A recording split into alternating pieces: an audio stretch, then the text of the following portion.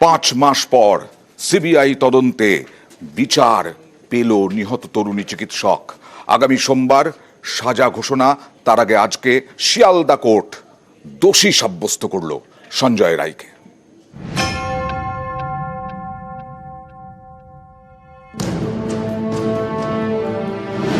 গত 9 অগস্ট আরজি করে chest medicine বিভাগের সেমিনার হল থেকে উদ্ধার হয় মহিলা চিকিৎসকের দেহ। ধর্ষণ খুনের অভিযোগে শোরগোল পড়ে যায়। এই ঘটনার 5 মাস পর ধৃত সিভিক ভলান্টিয়ার সঞ্জয় রায়কে দোষী সাব্যস্ত করল শিয়ালদা আদালত।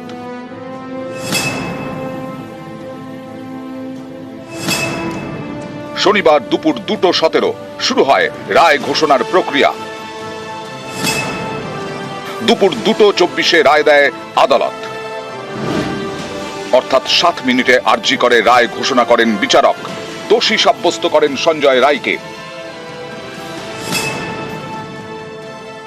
বিচারককে ধন্যবাদ দেওয়ারটা আমার ক্ষমতা নেই। বিচারক যেভাবে আমাদের এই ব্যাপারটাকে দেখেছেন, আমরা তার জন্য ওনার কাছে কৃতজ্ঞ। গত বছরের 9 অগস্ট আরজি করে তরুণী চিকিৎসকের দেহ উদ্ধার হয়। সেই রাতেই সিভিক ভলান্টিয়ার সঞ্জয় রায়কে গ্রেফতার করে কলকাতা পুলিশ। পরে কলকাতা হাইকোর্টের নির্দেশে তদন্তভার যায় সিবিআই এর হাতে। গত 7 অক্টোবর ঘটনার 58 দিনের মাথায় শিয়ালদা আদালতে চার্জশিট পেশ করে সিবিআই। চার্জশিটে ধর্ষণ খুনে সঞ্জয় রায়কে একমাত্র অভিযুক্ত হিসেবে দাবি করে কেন্দ্রীয় গোয়েন্দা সংস্থা। পরে চার্জ গঠনের সময় সিবিআই জানায়, সঞ্জয় রায়ের বিরুদ্ধে বায়োলজিক্যাল এভিডেন্স পাওয়া গেছে, ডিজিটাল এভিডেন্সও খতিয়ে দেখা হচ্ছে। এরপর 11 নভেম্বর থেকে শিয়ালদা আদালতে রুদ্ধদ্বার কক্ষে শুরু হয় বিচার প্রক্রিয়া। সেই বিচার প্রক্রিয়ার শেষে শনিবার রায় ঘোষণা শিয়ালদা আদালতের। দোষী সাব্যস্ত হলো সঞ্জয় রায়। সঞ্জয় রায়কে দোষী সাব্যস্ত করেছে এবং যেই সেকশনে করা হয়েছে সেটা হচ্ছে section 64 of BNS, section 66 and section 103 of BNS. সোমবার শিয়ালদা আদালতে সাজা ঘোষণা। নিউজ 18 বাংলা।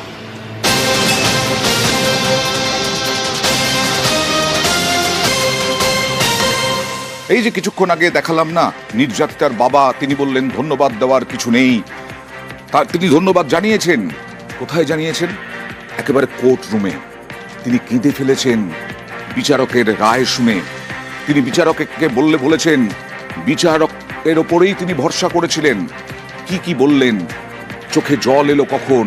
কথা বলবো প্রতিনিধি অর্ণবের সঙ্গে। অর্ণব, দেখো, ঠাসা যখন এজলাস ছিল, কার্যত দোষী সাব্যস্ত হয়ে গিয়েছে, সঞ্জয় বেরিয়ে গেছে কার্যত সেখান থেকে, এবং একটু একটু করে যখন এজলাস পাতলা হচ্ছে, ভিড় কমছে, সেই সময় একেবারে শেষ মুহূর্তে লাউডস্পিকার যেটা ছিল, অর্থাৎ আইনজীবী সেই দিকে সেই লাউডস্পিকার ধরি বাবা বলেন যে আপনার ওপর ভরসা রেখেছিলাম, আপনি পূর্ণ মর্যাদা দিয়েছেন।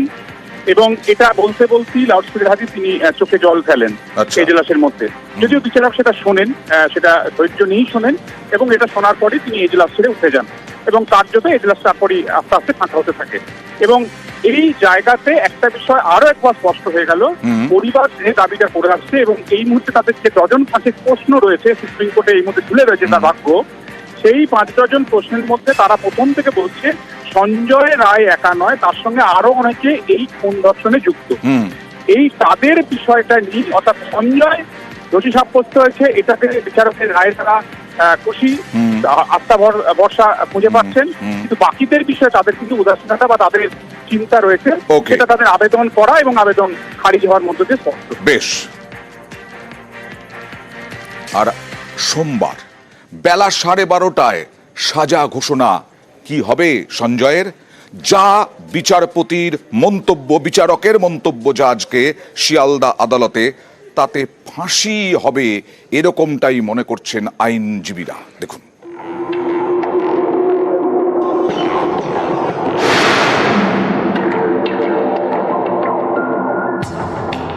নাইট ডিউটিতে মহিলা চিকিৎসককে ধর্ষণ খুন। গত অগস্টে আরজি করের ঘটনা ঘিরে দেশ জুড়ে শোরগোল পড়ে যায়। সিভিক ভলান্টিয়ার সঞ্জয় রায়কে গ্রেপ্তার করে কলকাতা পুলিশ। শনিবার তাকে দোষী সাব্যস্ত করেছে শিয়ালদা কোর্ট। এদিন আদালতে বিচারক অনির্বাণ দাস সঞ্জয় রায়কে বলেন, আপনার বিরুদ্ধে অভিযোগ যে আপনি আরজি করে সেমিনার রুমে মহিলা চিকিৎসককে খুন করেছেন, ধর্ষণও করেছেন। আরজি করের ঘটনায় দোষী সাব্যস্ত সঞ্জয় রায়। সর্বোচ্চ 25 বছরের জেল হতে পারে, আমৃত্যু জেল হতে পারে, মৃত্যুদণ্ডও হতে পারে। সোমবার সাজা ঘোষণা। সঞ্জয় রায় বলে, আমাকে ফাঁসানো হয়েছে, আমার গলায় রুদ্রাক্ষের মালা আছে, আমি ধস্তাধস্তি করলে সেটা ছিঁড়ে যেত, আমাকে ফাঁসানো হয়েছে, আমি এই কাজ করিনি, যারা করেছে তাদের কেন ছাড়া হচ্ছে? বিচারক অনির্বাণ দাস বলেন, শাস্তি আপনাকে পেতেই হবে, কি শাস্তি পাবেন সেটা সোমবার ঠিক করব, সেদিন আপনার কথা শুনব। গত 9 আগস্ট আরজি করে চেস্ট মেডিসিন বিভাগের সেমিনার রুমে চিকিৎসক পড়ুয়ার দেহ উদ্ধার হয়। সেদিন রাতেই সঞ্জয় রায়কে গ্রেপ্তার করে পুলিশ, পরে তাকে হেফাজতে নেয় সিবিআই। সঞ্জয়ের বিরুদ্ধে ভারতীয় ন্যায় সংহিতার একাধিক ধারায় মামলা রুজু করা হয়েছে। 64 নম্বর ধারায় ধর্ষণ, সর্বোচ্চ শাস্তি যাবজ্জীবন, সর্বনিম্ন শাস্তি 10 বছরের জেল। 66 নম্বর ধারায় ধর্ষণের জেরে মৃত্যু, এতে সর্বোচ্চ শাস্তি মৃত্যুদণ্ড, সর্বনিম্ন 25 বছরের জেল। 103-এর 1 ধারায় খুনের মামলা রুজু হয়েছে সঞ্জয় রায়ের বিরুদ্ধে। এই ধারায় সর্বোচ্চ শাস্তি ফাঁসি, সর্বনিম্ন যাবজ্জীবন। সঞ্জয় রায়কে দোষী সাব্যস্ত করা হলো আরজি কর কেসে। আগামী সোমবার দিন রায় ডিক্লেয়ার হবে। 64 রেপ, 66 রেপ উইথ মার্ডার, তার সাথে 103(1) বিএনএস অ্যাক্ট। আপনারা কি সর্বোচ্চ সাজা দাবি করছেন? হ্যাঁ, সর্বোচ্চ তো আগেও করেছি, এখনো করব। আরজি করে চিকিৎসককে ধর্ষণ খুনে কি ফাঁসির সাজা পাবে দোষী সঞ্জয় রায়? সোমবার সাজা ঘোষণা।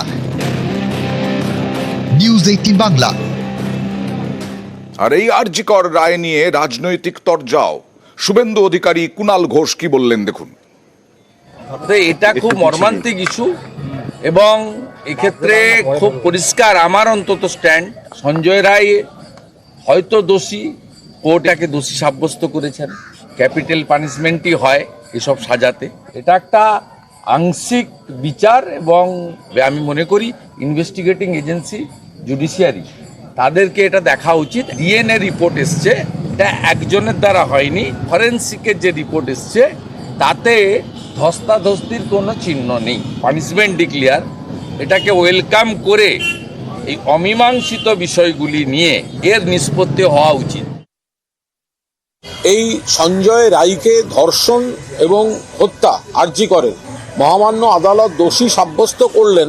তাতে এটা প্রমাণ হলো যে আরজি করে 24 ঘন্টার মধ্যে কলকাতা পুলিশ যাকে গ্রেফতার করেছিল সেই গ্রেফতারই একদম সঠিক ছিল এবং কলকাতা পুলিশের তদন্ত, গ্রেফতার, অনুসন্ধানের অভিমুখ একেবারে ঠিক ছিল। সিবিআই তদন্তেও কলকাতা পুলিশের গ্রেফতারিটাই মান্যতা পেয়েছে। দীর্ঘদিন আন্দোলন করেছেন সেই জুনিয়র ডাক্তাররা, জুনিয়র চিকিৎসকরা, তারা কি বলছেন? বিশেষ করে অনির্বাণ মাহাতো, অন্যতম আন্দোলনের মুখ, দেখুন। এভিডেন্ট ডিস্ট্রাকশন, ইনভেস্টিগেশন হাসাবের যে কথা আছে, একাধিক ব্যক্তি জড়িয়ে থাকার যে প্রসঙ্গ জড়িয়ে আছে এবং পোস্টমর্টম থেকে শুরু করে এমআইএমবির যে রিপোর্টে যে ইনজুরির কথা বলছে, সিন অফ ক্রাইম কোথায়, এই যে যাবতীয় প্রশ্ন আছে, এই প্রশ্নগুলোর পরিষ্কার উত্তর যতক্ষণ না আসছে ততক্ষণ আমরা মনে করি ন্যায় বিচার হলো না।